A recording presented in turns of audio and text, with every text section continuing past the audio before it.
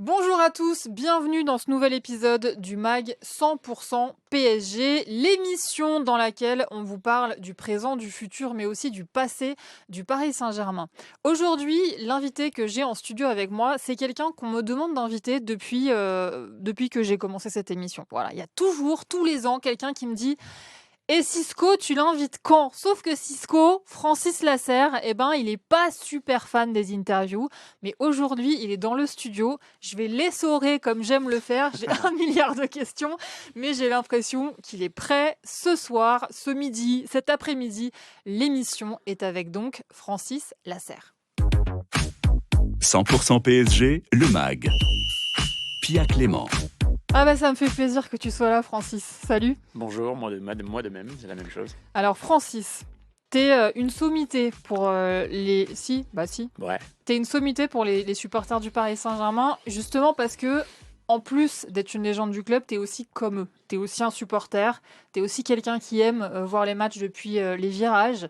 On va raconter tout ça, mais d'abord, il faut quand même que je dise 2-3 trucs à ton sujet. ouais. 248 matchs joués au Paris Saint-Germain, Merde, ça fait beaucoup. c'est beaucoup, hein. Un Tu sais peu. que t'es devant Presnel Kimpembe, Ah, pas mal, t'es devant Thiago Motta, pas mal. t'es devant Adrien Rabiot, et ça fait toujours plaisir. Ouais, Voilà. particulièrement. Exactement. T'es juste derrière Clément Chantôme. Voilà, Voilà. il est à 249, Très t'es à bien. 248, donc joueur marquant, 28e du coup dans la liste des joueurs qui ont le plus joué de matchs au club. T'as joué au club, en gros on peut dire que t'as passé 20 ans de ta vie au club. À peu près, ouais. Voilà, entre tes 13 ans et tes 33 ans. Tu as joué au club entre 1989 et 1999, avec une petite parenthèse Non, strasbourgeoise. Comment non? non, en professionnel, Oui, pas au club. bien sûr. Et tu Ok. as tout à fait raison. Mais c'est bien, on va avoir le temps de raconter tout ça. Et donc, en pro, tu es aussi revenu entre 2001 et 2003 Ouais. pour la seconde pige de Luis Fernandez sur Ouais. le banc. Voilà, on peut dire ça. Tu as gagné le championnat de France en 94 avec le Ouais. PSG, la Coupe de France et la Coupe de la Ligue pour le doublé de 95. Et puis, évidemment, la Coupe des vainqueurs de Coupe en 96 avec Luis Fernandez. Déjà, on va raconter toute cette histoire. Mais avant, Francis, je disais en intro que tu n'étais pas du genre à faire des interviews. C'est une réalité. J'ai été voir en préparant cette émission, j'en ai trouvé extrêmement peu, voire quasiment aucune Ouais. sur Internet. Et pourtant, tu es là aujourd'hui et c'est pas par hasard. Tu es là parce que tu as quelque chose à te dire et tu as envie d'avoir une pensée pour quelqu'un. Ouais. Particulièrement en ce moment, on a quelqu'un qui a fait partie de l'histoire du Paris Saint-Germain, qui s'appelle Toko, et qui est en train de Toko vivre, Nambatingé. Nambatingé, qui est en train de vivre un moment très difficile dans sa vie d'homme, qui a beaucoup de problèmes de santé, et qui sont, je pense, malheureusement très compliqués. Et en vrai, je pense qu'il a été gentiment oublié, et oublié de tous. Et en tous les cas, pas de moi, et pas de certains anciens. Donc c'est vrai qu'aujourd'hui, un club de football, aussi grand qu'il soit, pour qu'il soit grand, il faut qu'il respecte son présent, son passé, et surtout ses anciens. Et aujourd'hui, c'est pas le cas. Donc c'est quelque chose qui m'est un peu difficile à avaler parce que c'est quand même quelqu'un qui a fait partie de l'histoire du club. C'est le premier joueur à avoir marqué le premier but en Coupe d'Europe avec le Paris Saint-Germain. Il a gagné la Coupe de France avec Mhm. Francis Borrelli. Il a gagné 2 fois la Coupe de France Ouais, comme joueur. comme joueur. Il a gagné la Coupe des Coupes avec nous comme adjoint Mhm. avec Luis Fernandez. Parce qu'il a été adjoint du coach de 89 à 98. C'est Exactement. énorme. C'est bien sûr que c'est énorme. Et c'est surtout, c'était vraiment c'était la lumière du vestiaire. C'est quelqu'un qui arrivait tout le temps, qui avait toujours le sourire, qui était tout le temps gai, que ce soit dans les moments difficiles, ce qui est bien évidemment le plus dur, qui avait toujours le petit mot sympa, qui te disait c'est pas grave, ça allait, t'inquiète pas, aie confiance en toi, qui avait toujours le mot pour pouvoir te remettre d'aplomb et qui aujourd'hui est passé complètement sous les radars. Et franchement, ça me fait mal, c'est gênant, parce qu'aujourd'hui, on parle de la vie d'un homme, et le respect de la vie d'un homme va au-delà du football. Donc, J'aimerais, avant qu'on continue à parler de Toko, j'aimerais qu'on l'entende Ouais. parce qu'en 2021, je l'avais interviewé, donc il vit dans le sud, hein, depuis longtemps. À côté de Nice, ouais. Voilà et du coup, je l'avais interviewé par téléphone, mais j'étais hyper contente de l'avoir, entre guillemets «à mon micro», et je voudrais juste qu'on entende un petit extrait de cette interview. Bien Je lui sûr. avais posé la question de savoir comment il se préparait mentalement, avant les matchs, et voilà, il avait raconté, sa façon à lui, de se préparer. Oh, ben, je suis cool à ma manière. C'était l'époque des Walkman. Je portais mon Walkman, j'écoutais les chansons que j'avais envie, mais sans m'exciter, sans m'énerver. Je me rappelle, Rocheteau, avant un match contre Saint-Étienne, il est excité, il va, il fait des allers-retours. Tu le vois un peu nerveux, il dit concentre-toi parce que là-bas en face il rigole pas. Hein. Je dis mais je suis bien, je lui dis ça. Mais on se concentre, chacun se concentre à sa manière. J'ai des petits trucs qu'il n'y a que moi seul, ou bien peut-être un, deux dirigeants qui le savent, M. Borrelli, M. Tala, mais des petits trucs à moi, à ma manière. Mais C'est que quoi? je ne vais pas le dire aux antennes. Bah, Je le pourquoi? garde. Ah non, je le garde pour moi, c'est tout. Est-ce que ce serait peut-être quelque chose qui relève un peu de la superstition? Ça m'étonnerait pas parce qu'il y a beaucoup de joueurs de foot Oui, qui c'est sont un peu superstitieux. oui, je suis un peu superstitieux à ma manière aussi, je sais. Est-ce que vous pouvez Ouais. quand même nous dire ce que vous écoutiez comme musique avant les matchs, avant les grands matchs comme ça à l'époque? La musique africaine, ou bien la musique camerounaise, par exemple. Bon, par exemple, la musique antillaise, j'adore, à travers Kassav, voilà. Et pour revenir à la musique américaine, c'est du funk qu'on appelle ça. Ah, d'accord, du funk. Ok, donc la bonne recette, c'est un peu de musique camerounaise, un peu de cassav et un peu de funk américain. On est pas mal avant le match. Kassav et du funk avec du Kool and the Gang. Kool and the Gang. Allez, c'est parti. Merci beaucoup, à bientôt. Merci, à bientôt. Au revoir. Voilà, c'était un petit moment de cet échange avec Toko Nambatingue, tonton Toko, comme il était surnommé au club. À l'époque, 171 matchs joués en tant que joueur entre 80 et 85, 43 buts puisqu'il était attaquant. Ouais. Et dans le staff, il a été entre 89 et 98.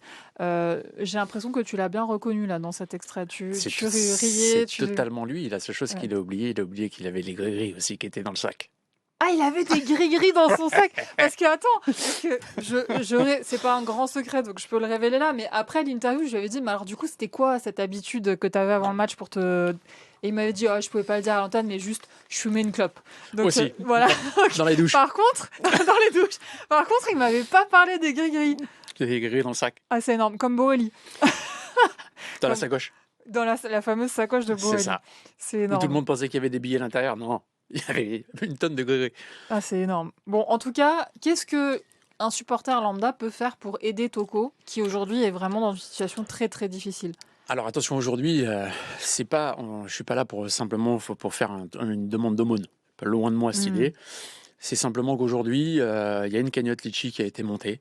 Et il faut les gens qui ont envie de donner, c'est juste un don, non pas par, je dirais, par manque d'argent, mais juste par respect pour l'histoire de quelqu'un qui a marqué le club, qui a marqué beaucoup de joueurs, qui a aidé beaucoup de joueurs, contrairement à ce qu'on peut penser, parce que ce qu'on a entendu là, c'était vraiment totalement lui. Mais il l'a fait avec Rocheteau, mais il l'a fait aussi avec Rai. Il l'a fait aussi avec tous les gens qui étaient en difficulté au club, avec Xavier Gravelaine, avec José Cobos, avec plein de gens qui étaient en difficulté. Il arrivait toujours à dire « T'inquiète, ça va aller ». Avec Bernard aussi, Bernard Lama. Il l'a fait avec tout le monde, parce que c'était vraiment lui, c'était vraiment sa joie de vivre, quelque part un peu son insouciance, en se disant « Ça va bien se passer ». Pour lui, t'inquiète, ça va bien se passer, il n'y a pas de problème. Et c'est vrai que quand tu as quelqu'un comme ça qui est à côté de toi, parce que tu peux avoir des moments de doute, des moments de difficulté, quand tu abordes un match, tu peux avoir des pressions qui sont un peu différentes, tu as des joueurs qui la supportent, d'autres qui la supportent moins bien. Je tairai des noms, même s'il y en a certains qui me font, certains qui me font rire. Non, il y en a qui me font rire. Parce qu'ils ne supportent pas la pression. Qui supportent pas la pression. S'il y en avait un. Comment? Pourquoi il y en a qui te font rire? J'ai pas compris. Ah, parce qu'il y a une anecdote extraordinaire, celle d'Alain Roche. C'est Alain qui était un joueur phénoménal, incroyable, meilleur défenseur français, mais qui avait une force incroyable. Avec lui et Ricardo, ça faisait une paire magnifique, l'une des plus belles, à mon avis, qu'on a eue au Paris Saint-Germain. Mais Alain avant un match. Il allait 12 fois au shot. Ah ouais? Mais non! C'était horrible. Ah, il avait la courante, quoi. Non, c'est pas ça, c'est il avait la pression. C'est marrant. Ce qui était terrible, c'est qu'avant le match, et dès qu'il rentrait, dès qu'il posait un orteil sur le terrain, c'était un tueur. C'était un lion. Et Mais toi? tout ce qui était. Alors moi, c'est un peu différent. Plus il y avait de la pression, meilleur j'étais. Plus ça crie, plus ça me motive. Et c'est pour ça que bon, j'ai eu un passage à Montpellier qui était un peu différent parce qu'en vrai, je vais pas dire que je me suis ennuyé, mais la pression était tellement faible qu'à la limite, j'étais plus dedans, en gros. Hmm. Donc, j'arrivais plus à. J'avais besoin de cette adrénaline, ce côté stressant, les tripes qui se nouent parce que tu vas rentrer, le stade est plein, ou tu vas à Marseille où tu vas te faire siffler, huer, et plus c'est comme ça, meilleur je me trouve. Et en termes de.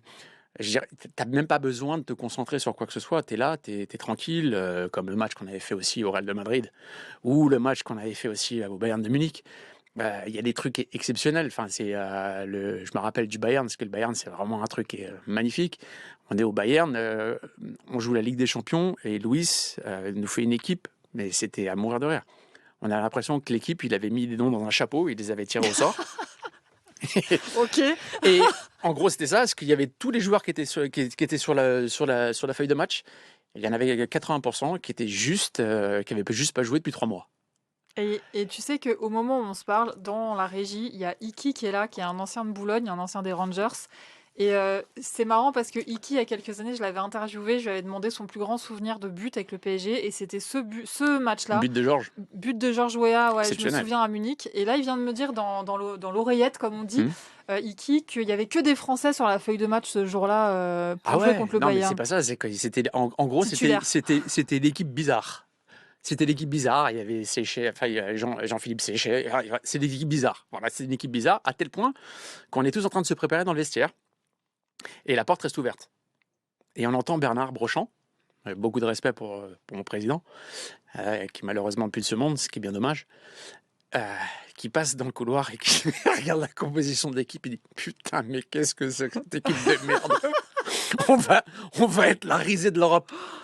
C'est énorme. Et nous, on est juste en train de se préparer et on entend punaise. juste ça. Et là, tu te dis waouh, parce que Enfin, même la lui, clim dans le vestiaire. parce que quoi. même lui, j'ai doute. Donc, et à la fin, on gagne 1-0 et il y a Rummenigge qui vient voir Luis et qui lui dit t'en as encore beaucoup comme ça, Des joueurs? des joueurs qui traînent dans... Sérieux? Ouais. Alors, on avait fait un match exceptionnel. Moi, je me rappelle, Luis m'avait fait un grand laïus pendant une semaine sur Mehmet Scholl, puisque à l'époque, c'était vraiment le crack des cracks. Il marchait sur l'eau. Et donc, j'ai eu toute la semaine du Mehmet Scholl, et on a fait un match Tu extraordinaire. l'as mis dans ta poche. En mode Nuno Mendes un peu. Je l'ai mis dans ma... Ouais, je pense que ce jour-là, je l'ai bien éteint. Donc, mais bon, bref. Mais Pascal aussi. Pascal Nouma avait fait un super match. Il y avait Patrick... L'attaque, c'était Pascal Nouma, Patrick Mboma. Donc, voilà. Donc, il y avait pas de Georges Weah, il y avait pas de David Ginola, il y avait rien de tout ça. Donc, ouais, non, Mais c'était... comment t'expliques ça? Pourquoi il avait sorti cette compo-là, Louis? Et je sais pas du tout, j'en sais strictement rien, parce qu'il y a des choses avec lui qui étaient qui sont très difficiles à comprendre des fois, donc faut pas chercher à comprendre. Donc je pense qu'il avait voulu faire tourner, je ne sais pas. Donc on Contre était le à Bayern, 5, on était à 5 sur 5. Donc ils avaient quand on entend Bernard Brochant, il a juste peur qu'on prenne une vraie pilule, qu'on en prenne qu'on 6 tape ou la 7. honte, quoi. Voilà ce qu'on a fait quelques années après d'ailleurs.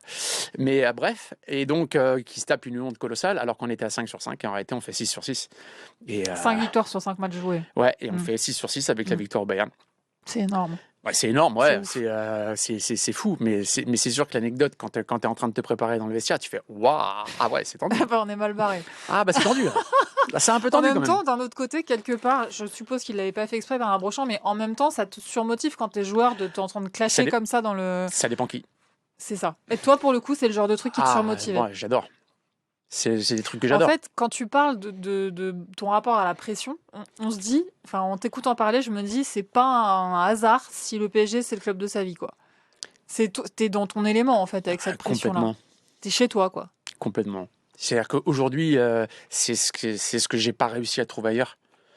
En gros, c'est ce que j'ai pas trouvé à Saint-Étienne. J'ai pas, parce que Saint-Étienne, c'était pas le, même si c'était Saint-Étienne, mais Saint-Étienne, quand je suis arrivé à Saint-Étienne, Saint-Étienne venait de monter de deuxième division. Le stade n'était pas plein tout le temps. Puis il y avait pas, puis quand t'es au PSG, t'as 18 journalistes, comment ça s'appelle, à chaque entraînement. À Saint-Étienne, quand on a 3, et à Montpellier, quand on a 1 par semaine, c'est le bout du monde. Montpellier qui était en Ligue 2 en plus quand il jouait, Voilà, vous avez exactement. remonté le club en Ligue 1. Mais justement, en parlant de Saint-Étienne, on va écluser ce sujet tout de suite. Ouais. Tu avais une particularité. Donc là, tu venais de quitter le PSG, tu y retourneras après. Mais quand tu es à Saint-Étienne, tu as une particularité. C'est laquelle? J'ai une particularité, c'est que déjà, j'en veux à mort à un directeur du PSG avec qui m'avait fait une jolie promesse de pouvoir re-signer et qui me dit à un moment donné, j'ai plus besoin de toi. Et donc, c'est qui ce directeur? ça se passe, ça va me revenir. Ah, carrément, t'as oublié son nom. Ouais, je veux vraiment le zapper lui parce que je veux le zapper en gros parce que en gros, ce qui se produit, c'est qu'à ce moment-là, on est en quelle année là? De mémoire, je crois que c'est 2002, 2001, je crois, si j'ai bon souvenir. 2001, c'est l'année où tu reviens au PSG. Alors, c'est 99. Ok. Donc c'est 99, ça, 99, parce que 2000 c'est Montpellier, donc 99. Ok, 99. En gros, ce qui se produit, c'est que à ce moment-là, on traverse un moment difficile. Tu parles du PSG? Ouais, il y a juste l'année, enfin, l'année, les 6 mois d'avant, on traverse un moment assez difficile, puisque il y a Arthur qui revient au club. Arthur Georges. Voilà. Il y a Alain Giresse qui était entraîneur. Et donc, quand Arthur revient au club, en réalité, donc, avec Arthur, ça se passe très bien. Donc, j'étais à la base avec Alain Giresse. Je peux comprendre, j'étais pas du tout dans son idée. Je comprends ça complètement. Arrive. Oui, c'est les choses qui arrivent, bien sûr. On peut pas être aimé de tout le monde, loin de moi cette idée. Mais Arthur revient et je reviens dans le 11 de départ. Je suis mis même avec Arthur capitaine, parce qu'avec Arthur, on avait une relation qui était très particulière. Il avait une confiance aveugle, et j'avais une confiance aveugle en lui. Et je crois, si je ne me trompe pas, tu étais aussi le seul joueur qui restait après son premier passage au PSG, de ceux qu'il avait connus à l'époque. Ouais. Quand lui, il revient, là, on fait tout dans le désordre, mais c'est pas grave, on reprendra l'ordre après. Ouais. Mais oui, voilà. Donc, il avait confiance en toi, il te remet dans le 11. C'est ça. Et Arthur, c'était pas le même. C'était pas le même Arthur que j'ai connu la première fois. Il avait eu son accident cérébral et ça l'avait adouci. Parce que le premier Arthur Georges, c'était un homme de fer. Ouais. C'était un homme de fer, de respect. Tout le monde avait une trouille colossale de lui, clairement. Et quand il revient, il était beaucoup plus doux. Voilà, il était beaucoup plus doux, beaucoup plus pacifiste, on va dire. C'était plus l'Arthur que j'avais connu la première fois. Et donc, il me remet dans le 11 du départ et en réalité, il m'arrive une grosse galère. C'est qu'on va jouer à Lens. On joue à Lens et je suis capitaine de ce match-là et on va à Lens et le terrain est complètement gelé. Ah oui, c'est ce fameux match. Ouais. Où avant le match, tu prends la parole. Et je vais, voilà. Ouais. Et on demande avec l'arbitre, on lui dit, en plus je me suis mis l'œil tout seul. Donc, je vais voir l'arbitre, je lui dis, écoutez, c'est juste pas possible parce qu'en plus de ça, ils avaient arrosé le terrain et mis du sable, donc c'était une vraie patinoire. Ah ouais. Et donc je dis à l'arbitre, je lui dis écoutez, très bien. Et bon, Gervais Martel voulait absolument jouer parce que le stade était plein et que c'était compliqué à rembourser, etc., à la télé. Enfin, c'était compliqué. Bref. Donc de ce fait, on joue et au bout de 35 minutes, je vais pour aller chercher un ballon sur le côté et je glisse. Je pars complètement sur l'avant et Stéphane Dalmat arrive lui aussi de lancer. Il arrive, il glisse aussi.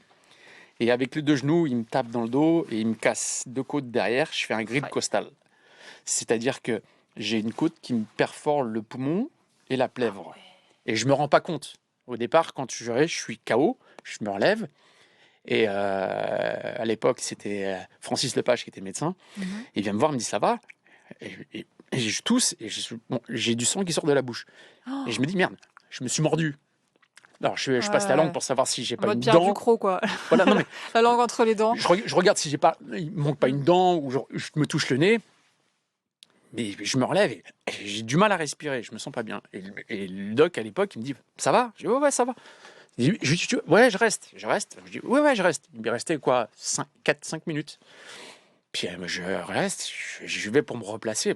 J'avais un mal à respirer incroyable. Puis moi, je tousse, je me retrouve avec les mains pleines de sang. Je dis merde. Alors je continue. On finit tant bien que mal. Et j'arrive à la mi-temps. Et à la mi-temps, j'arrive dans le vestiaire. Ça commence à tourner, je vois quasiment plus rien. Je fonce vers. Je me rappelle, il y avait un évier dans le stade. Et là, je commence à vomir, mais une tonne de sang. Oh Et là donc là. là, je suis parti directement aux urgences, comment ça s'appelle, à l'hôpital de Lens. Et de l'hôpital de Lens, ils me transfèrent après en ambulance, parce qu'à l'époque, ce soir-là, impossible de pouvoir faire voler l'hélico, parce qu'il y avait À cause trop de la neige. à cause de la neige et à cause, comment ça s'appelle, trop de brouillard. Ah Donc ouais. on fait Lens, Paris, dans une ambulance avec avant ça, parce qu'avant ça, je passe aux urgences où ils sont obligés de me mettre un drain, parce que comme le poumon s'est atrophié, donc ils sont obligés Il de me s'est mettre un drain. effondré ton Voilà. poumon. Ça Aïe, fait aïe, comme aïe, aïe, aïe, un aïe. paquet de chips. En gros, c'est la même Ouais, chose. ouais. Et donc, ils me mettent un drain sans anesthésie. C'est exceptionnel. Waouh. Ah ouais, Ah, le souvenir ouais, lensois. souvenir terrible. Et donc, ils me mettent un drain, donc ils regonflent le poumon. Et après, on part. Parce que ils voulaient absolument que je reste. J'ai dit une vignette. Moi, c'est toujours Paris, Paris. Donc, bref, je veux rentrer à Paris. Voilà, je veux rentrer à Paris. Non, vous me laissez pas là. Maison. Je veux rentrer à Paris. Francis, Voilà. téléphone, maison. Je veux rentrer à Paris. Donc, on est parti directement à la Pitié. On est parti en ambulance à la Pitié.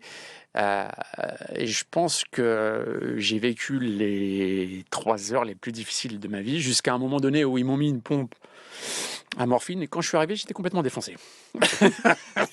Généralement, la morphine, c'est ce que ça fait. Hein. Ah bah oui, c'est pas Ça ça, marche c'est bien. qu'ils m'ont dit dès que t'as mal, et le problème qu'il y a, c'est que dans l'ambulance, dès qu'il y avait une bosse, ça faisait Ça un fait mal de super chien, mal. donc à chaque fois qu'il y avait une bosse, il fait bouh, bouh.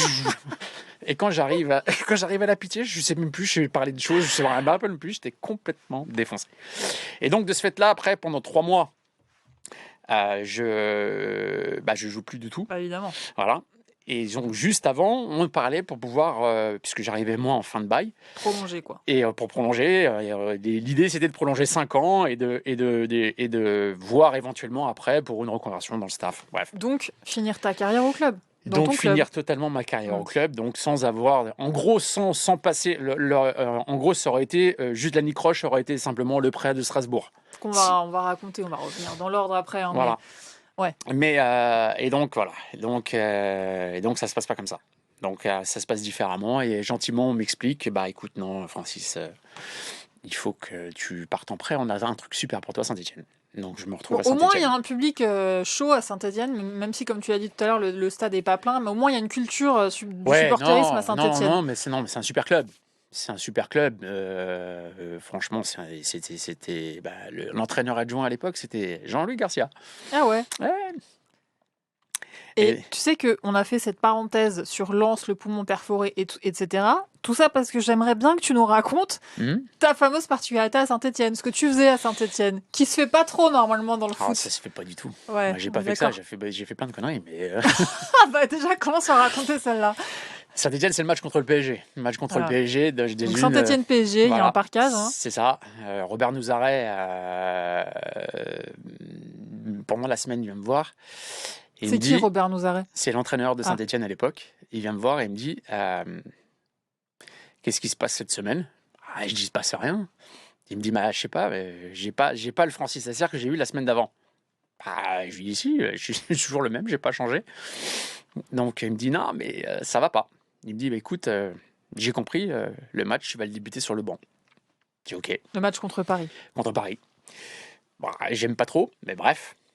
Et donc, je me dis, je débute sur le banc, mais en vrai, il va manquer quelque chose. je mets le maillot du club en dessous le maillot de Saint-Étienne. Donc tu as le maillot de Saint-Étienne et en dessous le maillot du PSG. C'est exactement ça. Et à un Oh, moment le donné, dingo. je pars à l'échauffement. Et quand je pars à l'échauffement, il y a les gens du COP qui étaient là et qui commencent à chanter mon nom. Et puis, bien évidemment, Donc le parquage parisien Parquage parisien. qui chante Cisco. Ouais, tout le monde, t'as toutes les émotions qui te remontent. Et puis si j'ai le maillot en dessous, c'était juste pour le montrer, c'était pas pour le cacher. Donc voilà. Donc j'ai juste soulevé mon maillot de Saint-Étienne pour montrer le maillot du PSG. C'est Respect énorme. pour Saint-Étienne, je suis désolé, mais le PSG c'est l'amour de ma vie. J'ai été élevé ici, j'ai été éduqué ici. J'ai fait toute ma vie au PSG, j'ai fait ma vie à Paris. Donc, le PSG, moi, je suis le PSG depuis que j'ai 4 ans. Donc aujourd'hui, j'en ai 54, donc ça fait 50 ans. Alors justement, franchement, on a fait la meilleure intro ever. Une intro qui a duré une demi-heure, c'était parfait. Maintenant, Francis, on va repartir au début de l'histoire. D'abord, alors, t'es né en Île-de-France. Je suis né à Lagny-sur-Marne. Voilà, Lagny-sur-Marne, Ouais. donc Seine-et-Marne. Ouais. On est en 71, septembre 71, C'est ça. voilà, le 9 septembre. Moi, j'aimerais d'abord que tu commences par nous dire pourquoi tu te prénommes Francis. Ah ouais, carrément. S'il te plaît. Alors, ouais. On part sur la psychanalyse. Non, mais c'est important dans ton rapport au foot, quoi, tu vois. Non, pas du tout. Alors, je me prénomme Francis parce qu'en réalité, normalement, j'aurais dû m'appeler Juan Francisco. D'où le Cisco. Voilà. Parce que d'origine espagnole Parce aussi. que mon père est d'origine de Valence, en Espagne. À côté de Valence, en Espagne, Játiva, exactement. Et donc, en gros, tous les premiers enfants, les premiers garçons de la famille s'appellent soit Juan Francisco, soit Francis. Ok. Voilà. En gros, Francis, c'est parce que ma mère était française et a voulu franciser un peu le Juan Francisco. Donc, le Juan Francisco. Faut dire que Juan Francisco, c'est long. Hein. Quand t'es une maman, t'as pas le temps de dire Juan Francisco. En gros, le Juan Francisco, c'est Paco, parce qu'il y a plein de Paco. Paco Alcacer, c'est Juan Francisco. Ah bon? Voilà. Ah, je savais pas et ça. Quand j'étais petit, tout le monde m'appelait Paquito. Paquito, c'est petit Paco. D'accord. Voilà. Donc, t'étais un Juan Francisco qui c'est cachait derrière J'étais un un Francis, Juan Francisco francisé, on va dire ça comme ça. Voilà. Et donc, en gros, c'est ça. Donc, comme mon fils, aujourd'hui, mon premier fils s'appelle Francis Junior. Voilà. Donc, j'ai respecté la tradition. Ouais. Donc, il doit pas y en avoir beaucoup des Francis dans sa génération. Je suis pas sûr que ça lui plaise vraiment, mais, mais bon. Au moins, on le confond pas avec les autres. Hein. Voilà. Mais bon, bref, c'est comme ça. Mais bon, bref. Et donc, en gros, c'était ça. Donc, oui, voilà pourquoi Francis. Et puis, moi, je suis donc né à Lagny-sur-Marne, mais originaire d'un tout petit village à l'époque, qui est un peu plus grand aujourd'hui, qui est un peu plus connu aujourd'hui, qui s'appelle Chalifert. En gros, les gens connaissent très peu Chalifert. Chalifert, voilà. Pas connu de ouf non plus. Bah, tout le monde va connaître de ouf maintenant parce que juste à côté, c'est juste Chessy. Ah, et alors Chessy, va se passer quoi Chessy? Eh ben, Chessy, c'est juste Euro Disney. Ah oui, d'accord. Et voilà. J'ai cru que tu allais nous annoncer que le prochain stade sera à Chessy. Non. Aujourd'hui, c'est Chessy, Chalifert, ça se touche. Donc aujourd'hui, tout le monde connaît Chessy parce que Chessy, c'est Euro Disney. Et parce qu'aujourd'hui, il y a un arrêt de la gare, il y a le métro, enfin le RER, il y a plein de choses, alors qu'à l'époque, il n'y avait rien du tout. C'est ce que moi, j'ai connu Euro Disney où c'était des champs. Je montais à cheval là-bas d'ailleurs, donc il n'y avait rien. C'était un village, il y avait 800 habitants, donc c'était vraiment tout minus. Donc j'ai commencé à jouer au football là-bas. Il y avait un terrain de foot du coup. Il y avait un terrain de foot du coup. Ma mère était présidente du club. Oh, c'est pas vrai. Ouais. Ah non, j'adore quand il y a des femmes dans les histoires. Voilà. Surtout, ah non, mais c'est énorme. Et pourquoi? Ouais. Est-ce que c'est parce qu'elle aimait le foot ou est-ce que c'est parce qu'on avait besoin de quelqu'un de confiance qui avait le temps? C'est juste parce que mon père était un fanat de ballon, qui était très doué, mais qui est parti d'Espagne comme plein, et qui est venu en France, et puis qui jouait au football, et puis ils sont arrivés dans ce petit village-là, donc il était un peu la tête de pont du club, et puis ma mère, comme elle était secrétaire de mairie et instit, donc ça le faisait bien, donc elle avait pour les licences, choses comme ça. Bon, elle a fait des bêtises quand même. Avec les licences? Avec la mienne, ouais. Ah bon, pourquoi? Ouais. Elle t'a inscrit à 4 ans au lieu de 6 ou... C'est exactement ça. Ah, je sais, j'en étais sûre. J'adore. C'est exactement ça. À l'époque, il n'y avait pas de pré-poussin, mais donc j'étais poussin, mais j'étais pas poussin. Donc à 4 ans, t'as commencé le foot. Enfin, en club. En club. Mais ça veut dire que... Mais j'avais 5 ans sans ma licence. Oui, c'est ça, d'accord. Tu sais, c'est Warren Zaïre-Emery qui m'a raconté une fois en interview que quand il a voulu signer, enfin pas signer, mais prendre sa première licence, il n'avait pas encore 6 ans non plus. Et au club, ils lui ont dit, bon, écoute, si tu arrives à faire tes lacets, on te prend. Et donc, il s'est entraîné à faire ses lacets à 5 ans pour pouvoir voilà. Donc être non, pris, moi, quoi. c'est à l'époque, c'était les licences. Il fallait donc, ma date de licence a été changée, gentiment. On va dire ça comme ça. Carrément. Ouais. Carrément, ouais. Ah, c'est énorme. Bref. Donc, ouais, c'est bien d'avoir la dalle de jouer au foot comme ça. J'ai commencé 1 an plus tôt que j'aurais dû commencer. Voilà, en gros. Donc, après... Tu te souviens de quand tu étais aussi jeune, petit, là, vers 5, 6, 7 ans, tu te souviens d'avoir vraiment le goût du foot tout de suite? Ou c'est venu un peu avec le temps? Alors, le goût du foot tout petit, ouais. parce qu'on habitait au-dessus de la... Parce que ma mère était secrétaire de mairie. Donc on habitait à un logement de fonction qui était juste au-dessus de la mairie et devant il y avait une place. Donc ma mère, elle n'avait pas besoin de me chercher, elle avait juste besoin d'ouvrir la fenêtre et regarder en bas, j'étais en train de jouer au foot sur la place. Ok. Voilà, donc Tout le temps. voilà, ouais, tout le temps, avec des potes plus vieux, en train de courir, il y avait des bancs, donc les buts c'était les bancs, et on jouait avec une petite balle en mousse, après avec un avec n'importe quoi. Donc non, j'ai passé mon temps à jouer au football, et puis après, Poussin c'était le samedi, donc le samedi Ouais. j'allais au match, le dimanche j'allais au match, et puis après, quand je suis devenu Poussin, je jouais avec les pupilles, puis des fois avec les minimes. Donc je jouais le samedi et je jouais le dimanche. Ah ouais, donc c'était un peu comme ton père. T'es vite devenu le petit doué de la... Ouais, je suis devenu un petit peu, voilà. Et puis donc je jouais le samedi avec les Poussins, je jouais le dimanche avec les pupilles, ou je jouais le samedi avec les Poussins, ou le dimanche avec les minimes. Donc, mais ça m'a joué des tours parce que je me suis pété la cheville à cause de ça d'ailleurs. Sur un tournoi où à l'époque j'étais pupille, j'ai joué avec les cadets. Ah. Bref, ouais. Et donc je me suis cassé la malléole sur un grand, quoi. contact. Ah ouais. Sur un contact. En plus je fais pas 1m90 quoi. Donc j'ai jamais été super grand. Mais bon, j'ai toujours eu la même faim et la même envie, et peu importe qui y avait en face, que ça soit grand ou petit, j'allais au contact. Et donc, c'est déjà à un moment donné, quand t'es enfant, il y a quand même un écart qui est quand même assez forcément. important. Ouais, évidemment. Voilà, donc ouais, bref. Et alors là, tu as 4, 5, 6 ans, 7 Ouais. ans, arrivent les 8 ans. Ouais. Et à 8 ans, tu vas découvrir le Parc des Princes. À 7 ans et demi exactement. Ah ouais, le mec est carré sur les souvenirs, quoi. Ouais. 7 ans et demi, on va au Parc des Princes, on va voir le match. C'est qui on? Avec ton père? Avec mon père. Avec mon père et un ami à lui. Donc c'est vachement loin par rapport à là où tu habites, hein. Le parc, c'est quoi, 1h15 de voiture, un truc comme ça? Alors, ça dépend. C'est loin, non. Ça dépend. En réalité, c'est pas loin en kilomètres. C'est loin en temps parce que faut prendre la route, et la route c'est toujours hyper galère. Mais et puis de souvenirs, on s'était garé à Pétaouchnok, d'accord, parce qu'ils étaient en train de faire les travaux du parking qui se trouve en dessous du carrefour où on allait se garer avant, où tu mettais juste 3 heures pour pouvoir sortir. Toujours. Donc je découvrais le Parc des Princes. Donc là, on est en 79, je pense, à peu près. On est 78, 79. Mais j'avais déjà une tonne de posters à l'intérieur. Avant d'aller au parc. Avant d'aller au parc. Tu connaissais déjà les joueurs, tu avais des paniers, des trucs comme ça. Ouais, c'était l'époque de Luis Fernandez, des choses comme ça. Tu te rends compte? Non, mais attends, juste pause. Tu te rends compte qu'à cet âge-là, t'es petit, tu rêves du PSG, etc. Et la première personne que tu cites, c'est Luis Fernandez. Ouais. Et le mec va avoir quand même un rôle assez capital dans la suite des événements, quoi. Ouais. On reviendra sur le sujet. Luis Fernandez. Mais pas que. Je veux dire, il y a des joueurs à l'époque, par exemple, Safet Suzic, il est pas encore là, je pense, à ce moment-là, Non. mais il va pas tarder à arriver. Tu vas l'époque, jouer avec lui après, quoi. Ouais. C'est fou quand même de se dire ça. Et ce qui est le plus fou pour moi, c'est qu'à l'époque, c'est Baratelli dans les buts. Ouais. Et que quand je viens signer au PSG quand j'ai 13 ans, la première personne que je rencontre au camp des loges, parce qu'on me fait, c'était non, pas Alain, c'était Camille Choquier. Camille Choquier, ouais. Camille Choquier qui me fait visiter le locaux des professionnels. Mais toi ou avec d'autres jeunes? Non, il y a que mon père et moi, et qui on voit en peignoir. Baratelli. C'est énorme. Et là, je regarde comme ça, je crois, j'arrivais même pas à dire bonjour monsieur.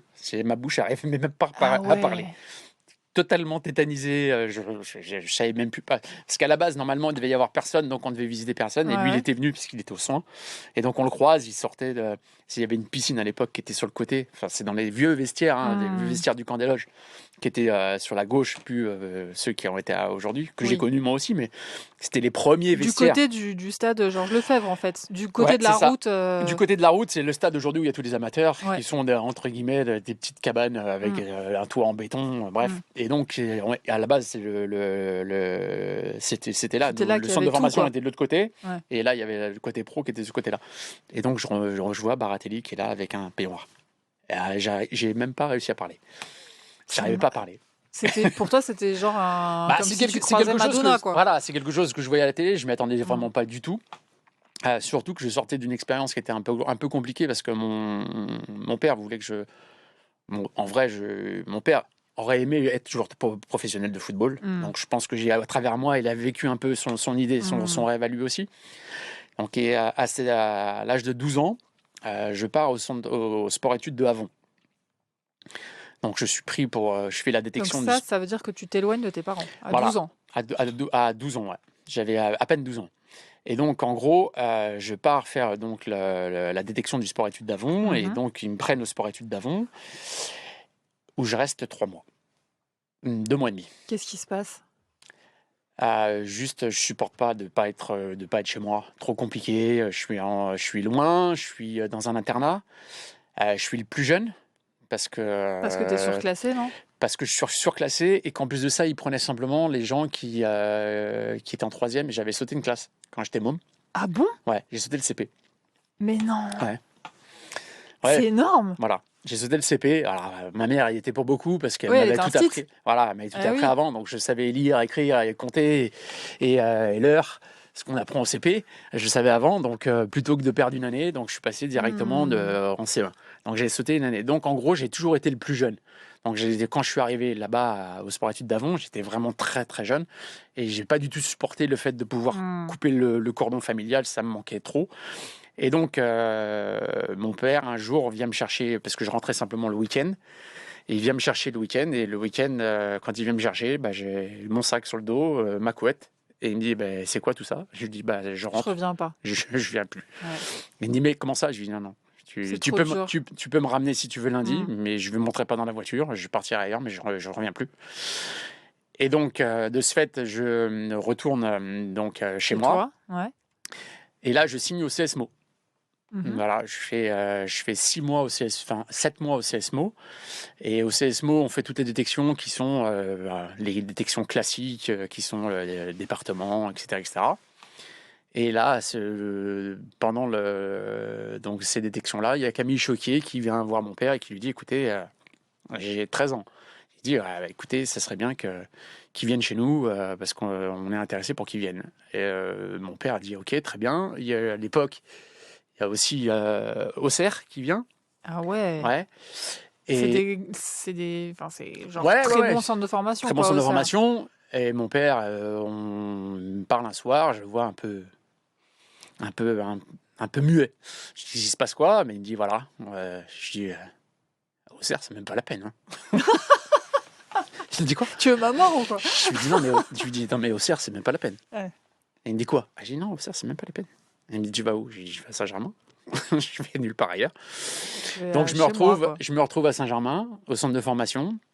Alors déjà, quand tu apprends, parce que donc à ce moment-là, on a bien compris, tu es déjà complètement supporter du club.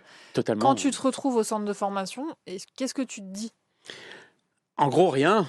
Je me dis simplement que j'arrive dans un truc qui est un truc que je ne maîtrise pas à la base. En gros, je vais porter les couleurs du club, ce que j'espérais depuis toujours, à la limite. Mais j'arrive dans un truc qui est un peu différent, parce qu'en gros, au centre de formation, on arrive à 2, très jeunes. Il y a Marc Fourier et moi. On a le même âge tous les deux, on a 13 ans. Ouais. Et donc, on arrive au centre de formation. Tous les autres, ils ont 16, entre 16 et 21 ans. Oh, donc, on est vraiment... le saut dans le vide. Le gros saut dans le vide. Et donc... parce qu'en fait, tu vas pas... C'est pas la préfo où tu arrives, c'est directement la formation. Directement au centre de formation. J'arrive directement au centre de formation. Ouais. Donc, j'arrive au centre de formation. Et la chance du centre de formation, c'est qu'on avait un monsieur qui est plus de ce monde, mais qui était mon grand-père, qui s'appelait Monsieur Ball, qui avait à l'époque 79 ans. Et c'était lui qui gardait. Donc, on avait à l'époque le centre de formation. Il se trouvait juste en face, à Saint-Germain-en-Laye, il se trouvait juste en face de la station Peugeot, où les gens, si certains connaissent encore. C'est une maison bourgeoise. Et donc, je me retrouve dans rien à voir avec le dortoir dans lequel j'étais, qui était un truc bizarre. On était 6 dans le dortoir. À Avon, tu veux dire? Avon, ouais. Voilà. Là, je me retrouve en chambre à 2 avec Jean-Christophe Lecoq, un mec qui m'avait pris sous son aile. Je ne sais pas ce qu'il est devenu d'ailleurs. Son aile de coq. C'est ça. Mais qui était un mec adorable. Hyper qualité. Top qualité footballistique. Il était un peu farfelu, mais une qualité de football incroyable. Qui était un grand espoir du club d'ailleurs, mais qui s'est un poil perdu. Et je tombe donc sur ce monsieur qui a 79 ans et qui me prend comme si j'étais son petit-fils, en gros. Et Il donc comprend là, qu'à ton âge, tu as besoin il comprend d'être complètement. enveloppé, Voilà, quoi. voilà. Donc Mm. après, à la fin, j'avais tout. J'avais les clés de la cuisine, j'avais les clés du frigo. Mais ils sont fous ces adultes. Voilà, j'avais tout. J'avais les clés de la cave. En gros, les mecs, quand ils avaient besoin de quelque chose, c'était Francis. Allez, vas-y, va le chercher, va chercher les clés. Voilà. Donc ouais. Donc Ouais, donc après, t'étais vraiment... je me suis mis dans le moule du truc. Bon, même si on était les plus jeunes, j'ai pris quelques dérouillés quand même, quand même. Parce qu'on se battait quand même un peu. Hein. Ah ouais. Bah ouais, parce que j'ai toujours regardé ma grosse gueule. Donc, quand t'as une grosse gueule à 13 ans, que t'as les mecs qui ont 16-17 ans et que tu les emmerdes, ils aiment pas bien. Après, Ah ouais, c'est l'apprentissage de la vie, quoi. ça te forge un caractère. Donc, ça Ouais. t'apprend la vie. Ouais, ça t'apprend la vie. Mais c'était une super expérience. Super Et expérience. à ce moment-là, il y a Pascal Nouma aussi, qui est Pascal au centre de arrive l'année formation l'année d'après. Et Ouais. lui, parce que je parle de Pascal, il y a pas que lui. Hein. Tu as aussi fait tes classes avec Jean-Luc Vasseur, par exemple, avec Richard Alors, Dutruel. Jean-Luc. Ouais. Et là, Jean-Luc fait partie de ceux qui étaient Qui ont là 16 avant ans. que j'arrive. Ouais. Jean-Luc arrive, je crois, de mémoire, parce que Jean-Luc, lui, il était de Conflans. Ouais. Conflans-Sainte-Honorine. Jean-Luc arrive, je crois qu'il arrive 2 ans avant moi, avant que j'arrive moi. Mais Jean-Luc qui est plus âgé que moi de Ouais. 3 ans, je crois, 3 ou 4 ans, une chose comme ça. Donc il y avait, à l'époque, il y avait Fabrice Moreau, il y avait Jean-Luc Vasseur, il y avait Olivier Martinez, il y avait Patrice Marquet qui a joué en pro. Jean-Luc aussi qui a joué en pro. Il y avait un super gardien. Olivier Martinez, il y avait Alain Gonzalez, qui était un super gardien qui malheureusement qui avait vraiment un avenir formidable, qui s'est malheureusement cassé le scaphoïde et qui a été opéré 4-5 fois. Ils ont été obligés de lui faire une greffe, ils vont prendre un morceau de hanche pour lui faire une greffe sur le poignet, qui a malheureusement jamais fonctionné, mais c'était un gardien extraordinaire, qualité incroyable. Malheureusement, finalement, dans ta génération, pro, voilà, il n'y en a pas beaucoup qui ont réussi à émerger comme toi, tu as émergé, comme Pascal Nouma a émergé aussi. Richard Dutruel, qui a fait quand même une très très belle carrière, qui est arrivé lui un peu beaucoup plus tard. Beaucoup plus tard, parce que Camille Choquier part, il part l'année où j'arrive, il part juste après. Ça se passe mal avec le club, il quitte le club. Et c'est Marc Collard qui arrive en étant recruteur. C'est-à-dire c'est Marc Collard qui va chercher Pascal et toute la génération qui se trouve derrière. Richard Dutruel aussi. Et donc, il arrive à monter une équipe. On a une équipe de cadets nationaux où on avait tout gagné. Ouais. Là, vous faites champion de France cadet en 88. On fait champion de France cadet et on fait en gros. Finale de Gambardella, n'est-ce pas, je crois. Alors. 89. On fait finale de Gambardella, on la perd. Après, eux, ils la gagnent. Mais l'année où ils la gagnent, moi, je la joue pas. Je la joue pas parce que malheureusement, Tomislav Ivic me fait monter en pro. Malheureusement. Non, mais. Tu vis pas l'aventure Gambardella. Je vis pas l'aventure Gambardella parce que je suis comment ça s'appelle, je suis déjà parti avec les pros. Alors justement, Ivic, donc c'est le coach en 89 des pros. Déjà à ce moment-là, toi tu étais avec les jeunes. On a bien, c'est fou quand on parle parce que les souvenirs ils ont l'air vraiment vivaces quoi. Il y a même pire. Pourquoi il y a pire? Il y a pire. Il y a des trucs sympas aussi comme anecdotes qui sont exceptionnelles. Quand on était au centre de formation à l'époque, il y avait des gens qui avaient besoin de tirer des coups francs. Donc à l'époque, je te parle de ça et ça fait les gens ne se rappellent plus. Il y avait les murs Kodak. Des murs Kodak, les bords de. Non. Avant, il y avait Kodak, d'accord, donc la marque d'appareil photo. Ils avaient mis des murs en plastique qui étaient sur roulette, jaune. D'accord, c'était marqué les murs Kodak. Et d'ailleurs, on tirait souvent les coups francs à la mi-temps des matchs. Il y avait des coups francs Kodak. Après, ça a été les pénaltys où tu partais du milieu de terrain, tout ça. Oui. À la base, barre en or là. Voilà, à la base, c'est le tout début, c'était les coups francs Kodak. Donc il y avait, c'était. En gros, tu avais un mur devant toi, il fallait passer jaune par-dessus ou. Il y avait un mur jaune, il y avait un gardien, Okay. il fallait que à la mi-temps, il fallait que tu tires un coup franc, il fallait que tu marques. Et donc on avait des murs Kodak qui étaient là. Sauf que il y avait Safet Suzik et Luis Fernandez. Et Philippe Janol qui tirait les coups francs. Philippe Janol qui avait un pied gauche phénoménal, Safet un pied droit terrible, et Louis un pied droit, Mais par contre, il voulait simplement des murs physiques. Il voulait pas les murs Kodak. Voilà. Il voulait des humains. Exactement. Et qu'est-ce qu'on prenait? Ah, les gamins. Les plus jeunes du centre de formation qui se Non, faisaient. mais sérieux. Et donc, quand Donc, on- t'as fait mur pour J'ai sa fait- fête Sozic. j'ai fait mieux. Oh, ça fait ça allait. Mais pour Louis, c'était un peu plus compliqué. Ah ouais. Ouais, on a, Il pris, mettait des sacrées pralines. on a pris quelques ballons dans la Ah ouais. tronche et quelques ballons dans le bide. Ouais. C'est fou, c'est Voilà. c'est énorme. Donc ouais, ça c'était les premiers moments Où où, vous du aviez centre de des échanges formation. avec les Ouais, pros on à ce avait moment-là. l'échange avec les pros. Voilà. Hmm. Après donc avec Tomislav, oui, Tomislav arrive et donc moi je fais la première année avec Tomislav. Donc là, le coach de l'équipe première, le coach d'équipe Tomislav première, voilà. Ivic. Et les premiers matchs que je fais, c'est alors je fais la préparation. La préparation, c'était assez bien passé. Ouais, Et on fait le tournoi de Paris qui n'existe plus. ouais. Et le tournoi de Paris, il me fait commencer le match. Je crois que la veille, j'ai dû dormir une demi-heure. D'excitation. Ouais. Et tu sais pas que tu commences le match à ce moment-là? Il me le dit Si. la veille. Ah ouais. Aïe. Voilà. Il me le dit la veille, il me dit prépare-toi, demain c'est ton heure. Là, t'as Et quoi? T'as 17 ans, un truc comme ça? J'ai 16 ans, ouais, je vais avoir 17 ans. Ok. Et donc je crois que j'ai dormi une demi-heure. Donc j'ai dû essayer mes chaussures 72 fois. C'est tellement mignon. J'ai dû essayer mon short et mon maillot pour savoir si je le mettais dedans ou au-dessus, j'en sais pas. Savoir si je mettais des protèges tibia ou si j'en mettais pas. J'ai fini par en mettre. À l'époque, on avait le droit de pas en mettre. Et donc, je suis arrivé le lendemain et je me suis dit à un moment donné, mais je vais être cramé de fatigue. Et ça se passe super bien. Et on fait un tournoi de Paris magnifique et on gagne le tournoi de Paris. Et donc, c'est Waouh. comme ça que ça démarre. Et il te dit quoi, le coach? Et Il te le fait coach- un retour sur tes premières... Le coach, à la fin de... Oui, alors il y a un truc qui est assez paradoxal, c'est que à cette période-là, Louis, qui est en transit avant de partir, Au comment Matra. ça s'appelle, Au à Matra. Cannes. Ah, à Cannes. Non, il est en fin de Matra où ça se passe pas bien, Ah, d'accord. et il fait la préparation avec nous.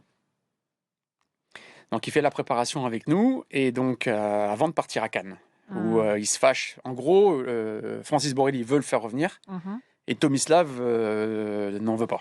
D'accord. Voilà. Donc, c'est pour ça qu'il se fâche un peu avec Francis Borrelli, entre guillemets, et il part à Cannes, Hmm. avec Alain Pedretti. C'est Alain Pedretti qui le fait venir à Cannes. Et donc, le truc assez paradoxal, c'est qu'on gagne donc le match du tournoi de Paris. Ouais. Et sur le match du tournoi de Paris, c'est Leroux qui marque de la tête. Et quand il marque de la tête, en réalité, la frappe, c'est moi qui la mets avec le ciseau spécial Louis. Non. Ouais. Et en fait, il pousse le ballon avec sa tête. En gros, quoi. non. C'est-à-dire que je fais le ciseau spécial Louis, qu'on a dit spécial Louis, Ouais. que tout le monde a vu. Mais ça me vient comme ça, je sais pas pourquoi. Hein. J'en sais strictement rien, juste parce que je l'ai vu à la C'est télé, énorme. mais ça me vient comme ça. Et le gardien repousse et Leroux marque de la tête. Ah, d'accord. Voilà. Et donc, on gagne 1-0 la finale du tournoi de Paris. Ah, en plus, c'est la finale. Ouais, c'est la finale du tournoi de Paris. Je Ah crois que c'était ouais. Vasco de Gama, je crois qu'on jouait un truc comme ça, de mémoire, si je dis pas de bêtises. Donc, et donc ça se passe bien, et à partir de là, je commence à intégrer le système professionnel et les pros. Donc Mais- là, est-ce que tu peux rappeler pour ceux qui nous écoutent qui il y a comme joueur autour de toi, chez les pros, à ce moment-là? Bah là, t'as. Donc, t'as- il y a Safet. T'as Safet Suzik, t'as Philippe Janol, t'as Michel Bibard, t'as Joël Batz. Dans les buts. Ouais, Est-ce dans les qu'il buts. y a Daleb ou pas à ce moment-là? Non, Il est déjà parti. non, Daleb était déjà parti. Ouais. Après, il y avait Christian Pérez. Ouais. Xu aussi qui était là, je crois, Daniel Xureb. Ah bah regarde, je les ai. L'équipe de 89-90, je me Mhm. l'étais noté. Il y a Daniel Bravo, Daniel qui vient d'arriver de Nice. Oumar Sen, Ouais. Christian Pérez, ça Ouais. c'est pour les milieux de terrain. Il y a Mhm. Gabriel Calderon aussi. C'est ça, il a dit, ouais. Il y a Franck Tanasi dans les défenseurs, Jean-Pierre Bosser. Ouais. Et dans les attaquants, Vujovic, Ouais, Zlatko. voilà, Amara Simba, Ouais. voilà pour le coup le roi des bicyclettes, et Mhm. Jean-François Charbonnier. Ouais. Voilà, et donc Jeff. Joël Batz dans les buts. Dans les buts, ouais. En gros, quoi, il doit en Ouais, manquer, ouais, mais il en en gros, manque c'est à peu quelques-uns, près ouais. ça. Mm. Voilà. Donc ça, c'est ta première équipe pro Ouais. dans laquelle tu commences à évoluer. Qu'est-ce que tu sens que tu as comme qualité? Qu'est-ce qui fait que tu es là, toi, et que les autres sont pas là? Les autres jeunes, et pourquoi toi, ils t'ont pris? En gros,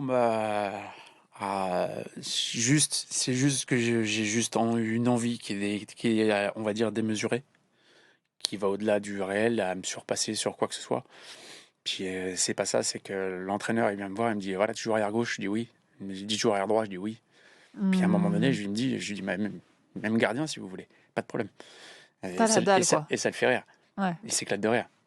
Ah ouais, mais c'est précieux pour un coach. Voilà, il s'éclate Ah de ouais. rire. Donc, mais j'ai pas dit ça pour. J'ai juste dit ça parce que c'était juste l'envie. Je lui dis, mais où tu veux, je m'en fous. C'est pas un problème, je vais m'adapter partout. Devant, derrière, à droite, à gauche. À partir du moment où je suis là, tout va bien. D'ailleurs, on n'en a pas parlé, mais ton poste principal, ça va être arrière-gauche, en gros, pendant ta Droit. carrière. Droit aussi? Droit. Surtout droit? Surtout droit, ouais. Ah, je pensais que c'était surtout gauche, moi. Non. En réalité, je fais toute ma préformation. Ouais. Je joue milieu de terrain défensif. Ouais. Voilà. Que tu vas aussi jouer après en pro Que je vais parfois. jouer un peu parfois en pro. Après, on m'amuse juste sur le côté. Mm. Donc sur le côté droit. Après, je joue à droite, je joue à gauche. J'ai joué dans l'axe. Enfin, j'ai joué à peu près partout, en gros. Partout où on avait besoin. Ce qui m'a un peu desservi, en vrai. Ah, il y a débat, parce que en même temps, ça a peut-être aussi, Non, parce aidé à ce que tu joues alors beaucoup de aujourd'hui, matchs, quoi. non, ouais, d'accord. Mais aujourd'hui, là, quand tu arrives à te spécifier sur un créneau, C'est plus c'est- lisible. non seulement c'est plus lisible, mais c'est surtout que, comment dirais-je, tu vas te perfectionner beaucoup plus. Alors que là, tu es un peu, je dirais, la commode à plein de tiroirs. Et la commode à plein de tiroirs, tu finis par être moyen partout et pas bon ou meilleur quelque part. Donc, en équipe de France Espoir, je joue milieu. En club, je joue arrière droit, des fois arrière gauche. Après, des fois milieu défensif. Après, des fois juste devant la défense où Tomislav me dit, tu vois la ligne médiane? Oui, bah t'as pas le droit de la dépasser. Ah, c'est dur, ça. Hein. T'as Ça, pas le c'est droit- dur. Je Hein. veux pas te voir de l'autre côté. Voilà. Waouh. Et donc t'as compris que tout le sale boulot, c'est pour toi. Ouais.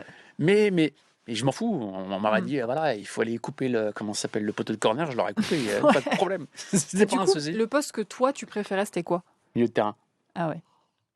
Comme beaucoup de Milieu de terrain défensif, footballeurs. c'était plus mon truc, même si aujourd'hui c'est différent. À l'époque, c'était un autre système, un autre jeu. Mais avant, on était plus dans le duel. Aujourd'hui, c'est différent. En gros, ceux qui ont révolutionné un petit peu ce poste-là, c'est Daniel. Bravo. C'est Daniel Guardiola. Daniel Bravo qui a été remis à ce poste Bien sûr. par Luis Fernandez. Enfin, mis Bien à sûr. ce poste par Luis Fernandez. Daniel, c'était numéro 10.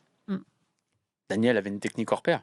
Daniel contrairement à ce que tout le monde pensait, il avait un physique de fou. C'était un mec qui tenait la route incroyable. Moi, physiquement, j'ai jamais été très, très, très mauvais.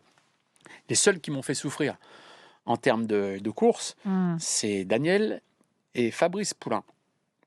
Ah ouais. Fabrice Poulain, c'est celui qui m'a fait le plus souffrir dans ma vie. Quand j'étais jeune, à l'époque, on faisait des tests Cooper. Donc quoi un test tu Cooper cours 12 minutes autour d'une piste. D'accord? Il faut faire le plus de tours possible en 12 minutes. J'avais fait 3890. J'avais Tours fini. Non, 3890 mètres. Attends, excuse-moi. C'est 3000 la meuf qui court très souvent. 3890 mètres. Ok. Donc, j'ai fait 3890 mètres. Ouais. J'avais fini limite à vomir. Ouais. Il m'était gentiment passé devant, il avait mis un tour, il avait fini à 4100. C'est 4100, c'est digne d'un Putain, marathonien. Quoi. Tu te souviens encore des chiffres, quoi. Peut-être Ouais. tu l'as encore là, celle-là. À mort. À mort. Ah, énorme. En tout cas, Daniel Bravo. J'ai essayé d'accrocher au maximum. Mais Ouais. j'ai essayé à un moment donné, il m'a lâché. Je ne pouvais plus. J'avais les jambes tétanisées. J'avais l'acide lactique dans les jambes. J'avais les jambes étaient dures comme du bois. Je me rappelle encore comme c'était hier. Moi, c'est ce qui m'arrive quand je cours derrière le bus pendant 30 secondes. Donc, si tu veux. Ah, donc, non, lui, il m'a fait. C'est le seul qui m'a vraiment fait souffrir physiquement. Mais vraiment fait souffrir. En tout cas, Daniel Bravo, c'est le numéro 6 où justement qui va devenir technique avec la vista. 10. En gros, qui était 10 et qui apporte la technique du 10 au poste de numéro 6. C'est Guardiola. Ouais. C'est ce que fait Cruyff avec Guardiola. D'accord? Cruyff voit que Guardiola est un joueur exceptionnel en qualité technique, mais qui n'est pas très vite de jambes. D'accord? Il était légèrement lent. Mais par contre, qualité de passe, et qualité d'anticipation et qualité d'intelligence de jeu hors pair, ce qu'il fait aujourd'hui avec ses équipes. Et Daniel avait ça. Et non seulement Daniel avait ça, mais Daniel, physiquement, était vraiment au point. C'est ce que Luis Enrique fait avec Vitinha aujourd'hui. Hein. Exactement ça. Ça marche plutôt pas mal. C'est du copier-coller. Mm. C'est du déjà vu, mais même si aujourd'hui le mérite est à lui, parce qu'aujourd'hui il sait aujourd'hui s'adapter et que le gamin il est exceptionnel. Il est exceptionnel. Qualité incroyable. Ouais. Petite parenthèse sur nos latéraux, parce que aujourd'hui on est très nombreux à penser qu'on a les 2 meilleurs latéraux du monde à gauche et à droite. Qui est totalement vrai. Voilà, on est d'accord. Ouais, bien sûr. Voilà, tu peux nous dire un peu quel regard toi en tant qu'ancien latéral tu portes sur Hakimi et sur Nuno Mendes et sur leur utilisation qui est pas la même à gauche et à droite? Aujourd'hui, tu as un attaquant défenseur. Et de l'autre côté, Hakimi, ouais. tu as un attaquant défenseur. Et milieu même aussi. Ouais. Non, mais à partir du moment où tu joues attaquant, ce qui est plus difficile, en gros, pour un attaquant, c'est de reculer. Et aujourd'hui, c'est ce qu'il sait faire. C'est-à-dire qu'aujourd'hui, quand tu es attaquant, souvent, quand tu as un attaquant, tu vas dire le mec, il l'a taclé, il l'a blessé. Ou on va dire, c'est un tacle d'attaquant. Vous voyez, parce que les mecs ne savent pas faire. Et lui, il sait attaquer comme un attaquant et sait défendre comme un défenseur. Ce qui est quelque chose de très, très rare. Qualité de pied incroyable, qualité de frappe incroyable et vitesse de jambe magnifique. Aujourd'hui, le mec, il a juste tout. Voilà, il a juste tout. Le seul qui avait la même chose que lui, pour moi, d'accord, il s'appelait Maldini. C'est une bonne grosse référence, quoi. Voilà. Et qui était l'un des phénomènes d'arrière gauche. Le seul qui ressemble un peu, je dirais, qui ressemble un peu dans mon époque à Hakimi, c'était le grand Manuel Amoros. Voilà. C'était Manuel Amoros, c'était qualité de projection incroyable, qualité de défense incroyable, qualité de pied incroyable, qualité de vitesse de jambe incroyable. Seule différence qu'il y a, c'est qu'il était plus petit, alors qu'Hakimi est encore grand, et on va dire que c'est juste là où il pourrait, entre guillemets, si on est vraiment pointilleux, perfectionné, et encore que. Mais sinon, aujourd'hui, au monde, il n'y a rien de mieux. Et Nuno Mendes, tu portes quel regard sur ce joueur? Nuno Mendes, c'est aussi qualité incroyable. Maintenant, il est un peu plus nonchalant, donc tu as plus l'impression que qu'il est plus, il fait des choses des fois quand il est en défense, qui va te faire plus des choses en rupture, alors que Hakimi dégage beaucoup plus de classe et beaucoup plus de facilité. On a l'impression qu'il anticipe tout en fait, Hakimi. Plus que Nuno Mendes. T'as l'impression que le jeu, il l'a déjà vu avant les autres. Alors que Nuno Mendes va être plus à jaillir, donc à jaillir au bon moment, et tu as l'impression que c'était toujours à la limite de rupture, mais il sait toujours le faire. Il va tellement vite aussi que... C'est ça. Ta force aujourd'hui, c'est la vitesse de jambe. Complètement. Voilà. De toute façon, dans le football moderne, aujourd'hui, si t'es pas vite de jambe, c'est même pas la peine que tu joues. Oui, surtout au PSG. Ou quand tu affrontes le PSG. Voilà. C'est clair. Mais aujourd'hui, même dans le football moderne, que ce soit le PSG ou d'autres, aujourd'hui, on voit bien que 80% des équipes qui tiennent le haut du pavé vont rechercher à avoir des attaquants qui vont vite. Donc, c'était la force aussi de Nicolas Anelka quand il est parti et qu'il a tout cassé en Angleterre. Il y avait des défenseurs qui faisaient 1m90. Les mecs, ils n'avaient pas le temps de se retourner, qu'il leur avait fait 3 fois le tour. Donc, et voilà. Mais aujourd'hui, les défenseurs se sont adaptés à la vitesse des attaquants, et ceux qui ont une qualité de jambe et une lecture du jeu comme Hakimi ou Nuno Mendes, aujourd'hui, il n'y a rien qui se fait de mieux.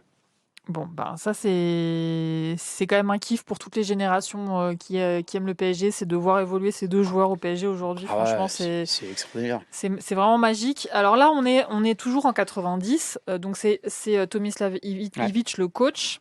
Et ça va changer de coach à l'été. C'est Henri Michel qui va arriver. Ouais, avec Gérard Banide. Voilà, et Henri Michel, il va te faire vraiment confiance. Ouais. T'as gardé quel souvenir de lui? On en parle assez peu, en fait. Il a été vachement décrié. Ouais. Alors que c'était quelqu'un qui a été un grand joueur de football. Grand joueur de football.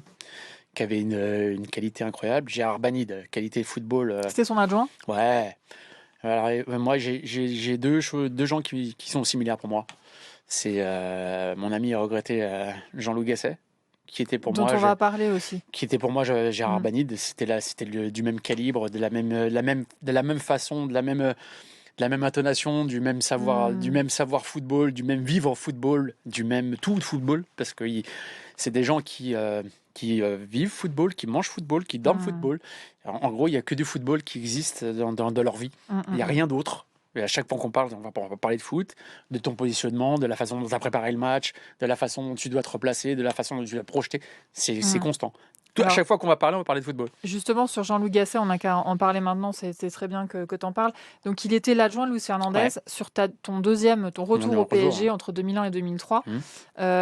Et justement, j'aimerais que tu nous racontes un peu comment il était en tant qu'adjoint. Tu as déjà très bien exprimé ça, mais concrètement, ça se concrétisait comment dans votre quotidien, par exemple? Il s'occupait de quoi, lui? Tout, de la préparation de l'entraînement jusqu'à tout. Il faisait tout de A jusqu'à Z. C'est quelqu'un qui ne savait pas. On discutait avec lui 3 minutes. Mhm. Dans les 3 minutes, il y avait minimum 2 minutes de football. Après, Jean-Louis, on peut pas parler d'autre chose. Non, mais Ah voilà. ouais. Non, c'est quelqu'un qui respirait le football, qui a respiré sa vie de football depuis tout le temps. Qui était quelqu'un qui aimait le jeu, qui aimait le beau jeu, mais qui était très malin, qui avait l'œil et qui sentait le football. Voilà. Il y a des gens qui sont des grands joueurs qui ne sentent pas le football. Lui, il n'a jamais été un grand joueur, mais il sentait le football à plein nez. Donc, même si des fois, il m'a fait faire des trucs bizarres, mais Genre quoi? Jean-Louis, quand il sentait que le match allait mal tourner, que j'étais sur le banc et qu'il fallait rentrer pour pouvoir remettre un petit peu d'ordre, Casser 2-3 bien. Marseillais. pas spécialement, mais il disait viens ici. Et c'est vrai que ça lui a souvent donné raison. Moi, j'ai joué un peu de tour, mais bon, c'est pas grave, c'est pas le sujet, parce qu'il en faut. Et aujourd'hui, si t'as Tu pas veux dire qu'il assumait, par exemple, de te dire bon bah là, ce joueur-là, faut que tu me le. Il assumait juste de me dire voilà, maintenant il faut que tu rentres mettre de l'ordre, parce qu'on est en train de prendre le bouillon. Donc démerde-toi comme tu veux, peu importe. Et c'est toujours mon seul unique regret, c'est la remontada du Paris Saint-Germain qu'ils ont subi. C'est quelque chose que j'ai mal vécu devant la télé, mais un truc incroyable. Parce que justement, il y avait personne qui a Parce été en qu'à ce capacité moment, de remettre de c'est pas l'ordre. ça. C'est qu'à un moment donné, il y en a un qui doit se fâcher au milieu, en couper un, en deux, Voilà. terminé. Mm. Tu dois faire quoi? Tu dois créer un électrochoc. Tu vois ton équipe qui est en train de prendre le bouillon. Tu es en train de prendre un bouillon incroyable. Tu es en train de jouer. Tu as l'impression que le ballon, c'est une boule de feu.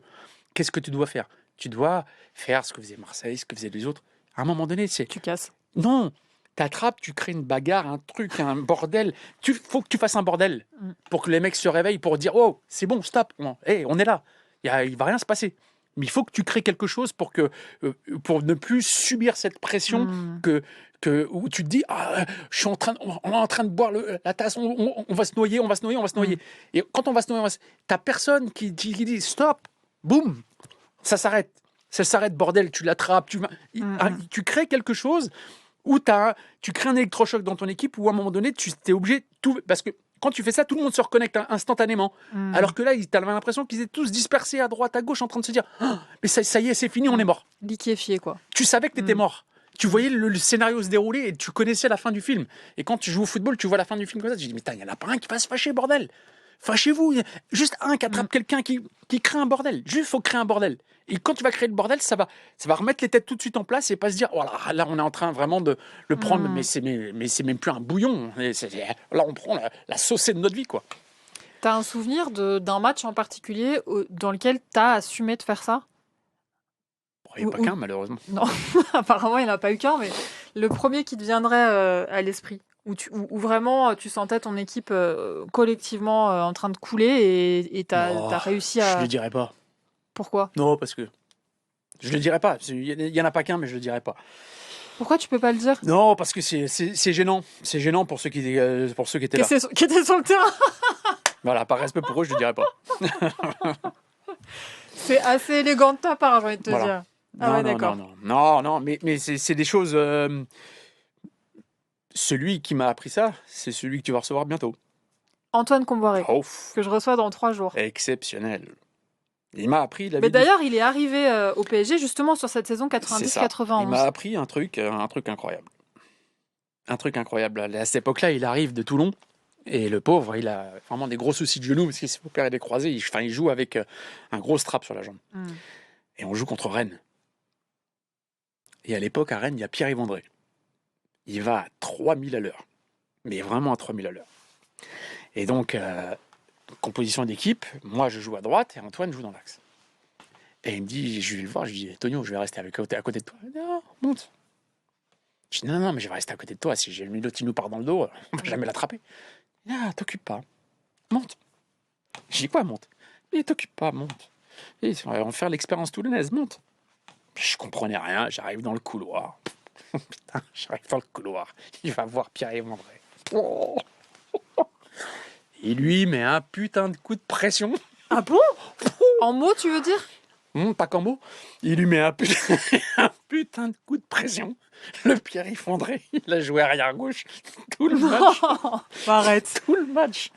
C'est énorme. C'est énorme parce qu'Antoine Comboiré, il a tellement l'air sympa. Ça... On a passé l'après-midi, on a passé la soirée la plus confort du monde. Ah, il m'a dit, vas-y, monte, t'occupe, monte. Ah, c'est trop fort. Ah, il lui a mis un coup de pression dans le couloir. Ouf, mon Dieu. Ouf, mon Dieu. Lui, c'est quand même énorme parce que ça veut dire qu'au PSG, à ce moment-là, et en plus, il n'y a pas que vous deux. Hein. Il y a des joueurs qui ont la détermination de tout donner sur le terrain. Ça a été Antoine, une constante sur ces années-là. Antoine, c'était un tueur. Attention, Antoine. Fallait se le farcir. J'aurais pas voulu être attaquant. Pour rien au monde. Hein. Tu veux, quand tu prenais à l'époque Antoine Ricardo à La Roche, quand tu étais attaquant, la nuit d'avant, tu avais mal à la tête. Hein, ah ouais, tu dormais pas bien. Hein. Non, tu crois, je vais passer un sale moment quand même. Hein. Là, à ce moment-là, tu es toujours jeune, tu n'es pas encore en contrat pro. 91. Ouais. Là, 91 arrive, c'est une année tournant, évidemment, parce que c'est l'arrivée de Canal+. Ouais. Donc, Borelli s'en va, c'est Denisot qui prend la présidence. Ouais. Henri Michel s'en va, c'est Arthur Georges qui arrive sur le banc, le portugais. Et toi, tu signes ton premier contrat professionnel. Ouais. Raconte-nous un peu comment il est le PSG à ce moment-là. Déjà, toi, à ton âge, qu'est-ce que tu comprends? Non, je signe avec Francis Borelli. Ah, c'est Francis Borelli qui te fait signer avant de partir. C'est juste l'année d'avant. Ok. Donc, je signe avec Francis Borelli parce qu'en réalité, je suis stagiaire 2. D'accord. Mais le problème qu'il y a, c'est qu'avec Henri Michel, avec Henri Michel, le problème qu'il y a, c'est que dans la charte du football professionnel, si tu faisais plus de 20 matchs, d'accord, donc tu étais dans l'obligation de signer professionnel. Okay. Donc je fais plus de 20 matchs, je fais 28 matchs à la saison avec Henri Michel. C'est énorme. Donc je signe pro directement, donc je fais pas mon année de stagiaire 3. D'accord. Donc après, je vois arriver Canal. Et raconte-nous, qu'est-ce qu'on vous dit à ce moment-là? Qu'est-ce que tu comprends de ce qui est en train de se passer? On ne comprend pas, rien de particulier. On comprend, déjà, le départ de Borelli, vous devez avoir un peu le cœur serré pour lui, non? Le départ du président, ouais. Alors, moi, le président, je l'ai connu pas trop longtemps. Mais mec exceptionnel.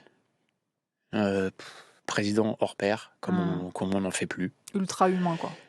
Méga humain, lui et Bernard Brochant, c'est des choses qui ne se font plus et qui ne se feront plus.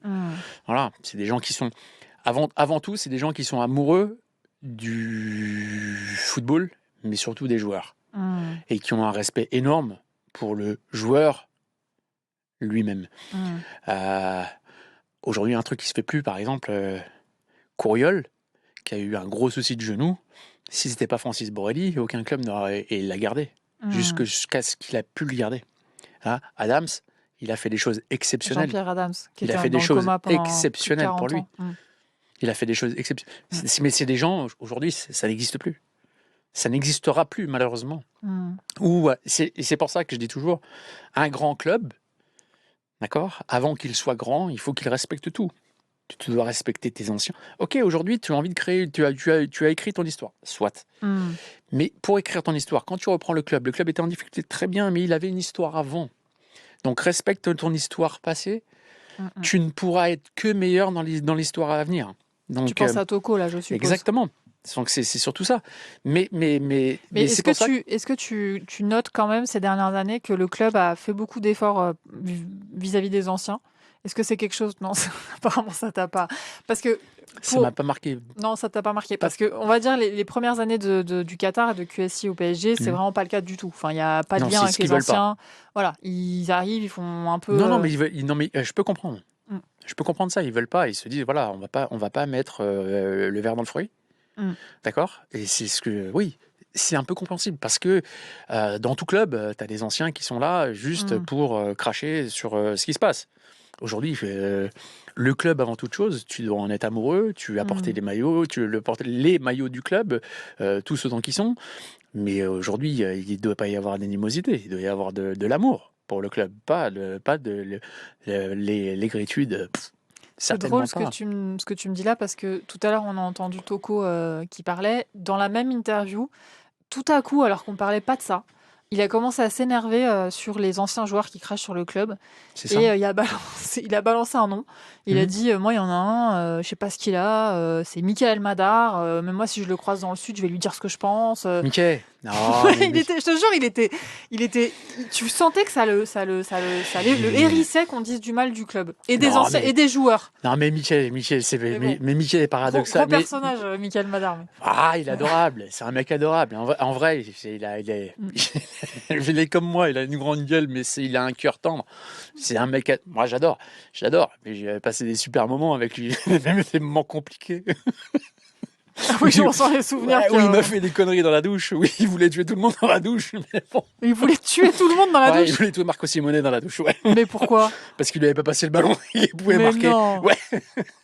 Mickey, c'est un personnage. Ouais, c'est un personnage. Ouais. Après, Toc, peut-être qu'il est fâché parce que il a été fâché parce que Mickey s'est emporté, mais il y a pas, non. Je pense que c'était vraiment. Franchement, s'il y a quelqu'un sur lequel je taperais, c'est pas sur lui. Ah ouais. Oui, si tu veux citer des noms, on peut, hein, mais. Non, on va les laisser tranquilles. Ok. Ça travaille à la radio, donc on va les laisser tranquilles. Ah ouais, d'accord. Bon, j'ai compris alors. Ok. En tout cas, de quoi on parlait déjà avant? Oui, les anciens. La place des anciens dans le club. Ouais. Quand même, en tout cas, moi, en tant qu'observatrice et suiveuse du PSG de façon professionnelle, je trouve que les liens ont quand même beaucoup été retissés avec les anciens. Alors peut-être pas autant qu'on voudrait. Mais il y a quand même des trucs qui ont été faits. Il y a le club. T'as reçu ta carte du club des légendes? Non. Quoi? Non. Pourquoi non? Je sais pas. C'est une blague? Non, c'est sérieux. Non, j'arrive pas à le croire. Non, certain. J'y ai rien du tout, moi. Et comment c'est possible? Je sais pas. Premièrement, je demande rien. Et deuxièmement, j'ai rien reçu du tout. Mais alors, quand je dis rien, ils ont ton adresse au PSG? Je sais pas. Je sais pas. Ouais, je pense. C'est un truc de ouf. Attends, normalement, c'est à partir de 50 matchs joués. Il y en a certains, je pense qu'ils ont mon adresse et mon numéro de téléphone, ouais. Je pense. T'as pas reçu ta carte du club des légendes? Non. Non, c'est sûr et certain, sans problème. Mais c'est une dinguerie, ça. Non. Est-ce que tu penses que ça peut être lié à la fin de l'histoire avec le PSG, où en gros il y a eu procès et ils ont dû te payer 440 000 euros pour licenciement abusif? Quel rapport avec QSI? Il n'y a pas de rapport, il n'y a aucun rapport. Donc voilà, je vois pas. C'est un truc de fou, ça. Je tombe des nues. Non. Non. Mais tu l'as su qu'il y avait ce truc? Je savais même pas. Tu viens de l'apprendre là? À l'instant même. D'accord. C'est un truc de fou. Non, mais ça doit être il doit y avoir mal donne, parce que l'année dernière, ils ont créé un club des légendes et ils ont envoyé une carte noire avec une carte genre carte de crédit, tu vois, mais avec pas d'argent dedans, évidemment. Carte noire avec le nom de chaque joueur gravé dedans. Et à tous les joueurs qui avaient plus de 50 matchs avec le PSG. Donc, ils ont peut-être dû penser que j'étais mort. M'arrête. Là, aujourd'hui, ils vont savoir que c'est pas le cas. Non. Je pense qu'ils le savent depuis longtemps, mais c'est pas grave, ça me dérange pas. J'ai pas besoin de ce genre de choses. C'est vraiment pour moi, c'est du détail. Mais franchement, pour moi, c'est du détail. J'ai ma petite personne n'a que peu d'importance en réalité. Donc, je vois, franchement, qui me le donne ou qui me le donne pas, ça va pas m'empêcher de dormir. Alors, loin de moi cette idée, mais c'est surtout que je pense qu'il est plus intéressant de s'occuper des gens qui sont dans la difficulté, dans le besoin, plutôt que me donner une carte en vrai à la con, même si ils me la donnent pas, à la limite, si ils veulent pas me la donner, c'est très bien, ça me va très bien. Première des choses, ils enlèveront jamais mes souvenirs, jamais ce que j'ai vécu, et ça me suffit largement. Et puis je vais pas être là, l'ancien à qui on jette des cacahuètes pour pouvoir avoir des places au parc, c'est pas mon délire. Je sais que vous avez envie d'entendre la suite, mais la deuxième partie de cette interview avec Francis Lasserre sera diffusée ce vendredi dans l'épisode 55 de 100% PSG, le MAG. Avec Francis, on parlera de son rapport avec Ronaldinho. Figurez-vous qu'il était son chaperon en chambre au camp des loges. On parlera aussi de la mésentente sur le terrain entre David Ginola et Georges Weah, qui a peut-être coûté de grands titres au Paris Saint-Germain. On parlera de l'adaptation de Rail, du bordello lors de la célébration du titre de champion en 95 94, de la préparation un peu particulière et un peu alcoolisée de la finale de Coupe des Coupes en 96, ou bien du match contre Bordeaux en 99, où certains joueurs du Paris Saint-Germain avaient clairement levé le pied au Parc des Princes pour que Marseille ne soit pas champion. Et là aussi, je vous assure que les histoires de Francis valent le détour. On se retrouve donc pour la deuxième partie de cette interview ce vendredi sur YouTube et en podcast radio.